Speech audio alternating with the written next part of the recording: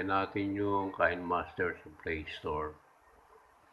Then, open natin yung pagka-download natin. I-open natin yung Kinemaster. Dali naman yan eh. Lagi naman ng apps doon natin usually nada-download sa Play Store. Yan. Slide natin to the left yan. Yan. Slide again, then click Start. Yan. Ipakita ko yung unang project ko using the same picture na mayroong watermarks. Pakita ko lang sa inyo. Yan. Yan yung first project ko na mayroong Kinemaster watermarks. Now, paano ba nagkakaroon ng watermarks? Pakita ko sa inyo yung process step by step para lalo nyo maintindihan, lalo na dun sa mga bago. Yan, open tayo ng new project.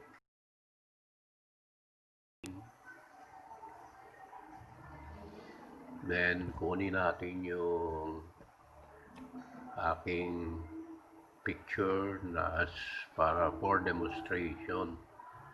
Para gamitin natin yun. Yan. Yan. Piliin natin. Yan ang gamitin natin. Ayun. Then, yan. Medyo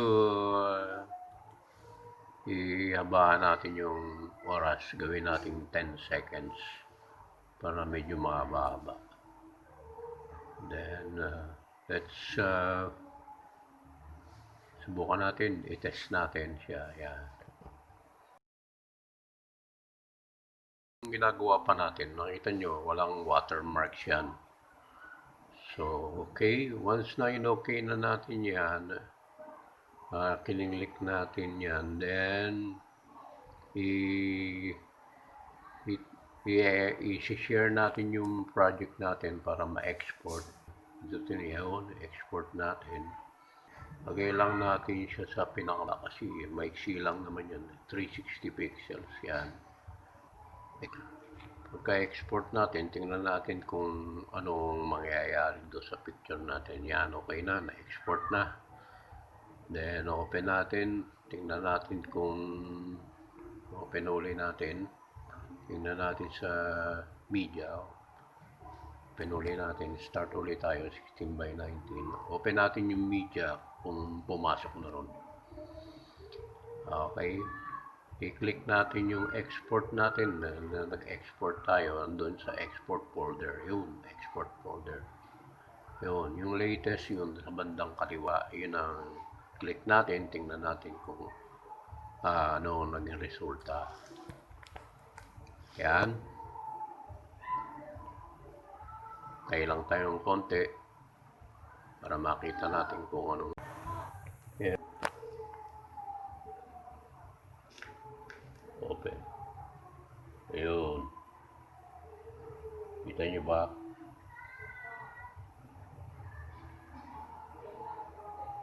Yan, may watermark na.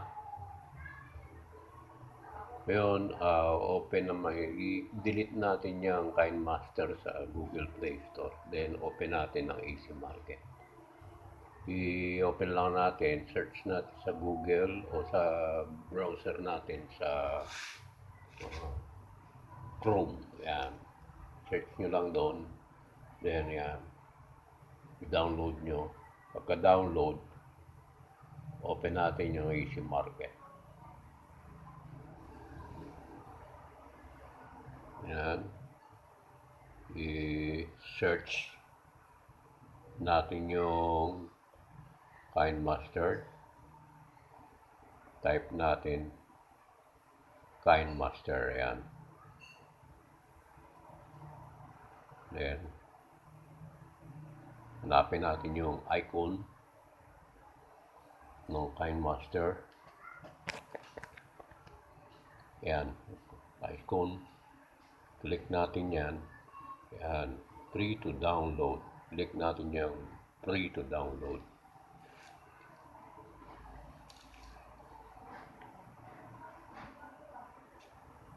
Yan. Konti lang. Hintay tayong konti. Yan. Is ka ng cellphone natin. Save. to install, kaya install na natin.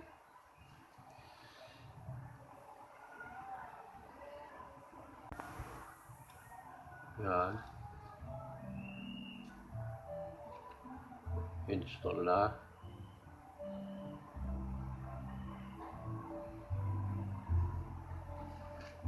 Then let's open it.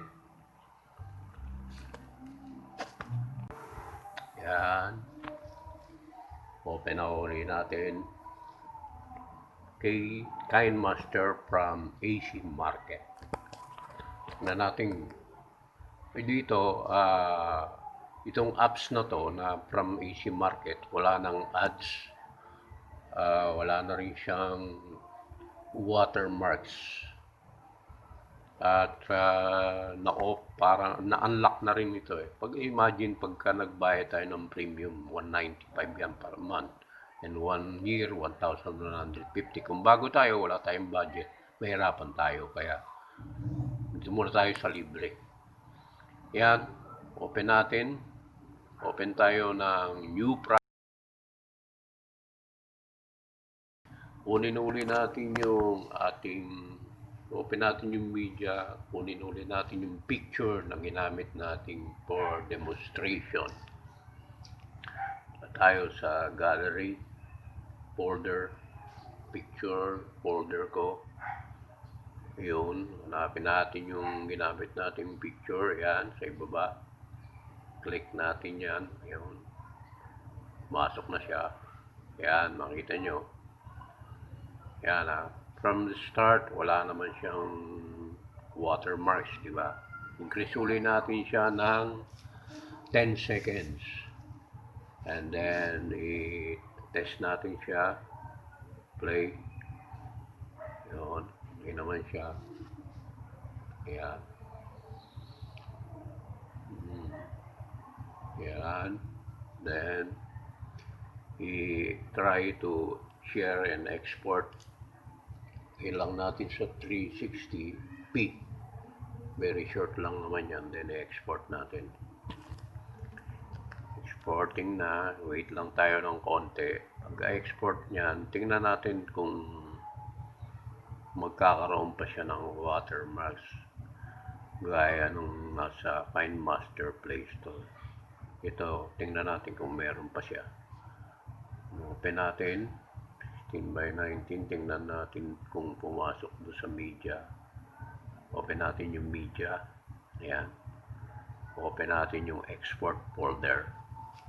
Ayan. Open natin export folder. Yun. Ay yung latest nating in-export sa bandang kaliwa. I-open natin yon. Yan. Ito natin yan. Ma-open yan. Hintay lang natin konti. Yan. Yun. Oh, wala na siyang watermarks. No more watermarks. Ang galing. Yun, wala na siya. Congratulations. So, ganun kadali lang po. Basta yung Kinemaster sa AC Market natin siya i-download. Pag sa Google Play Store may bayad po yun. Kung gusto niya gumamit muna ng libre, download natin sa AC Market. Bye-bye. Thank you.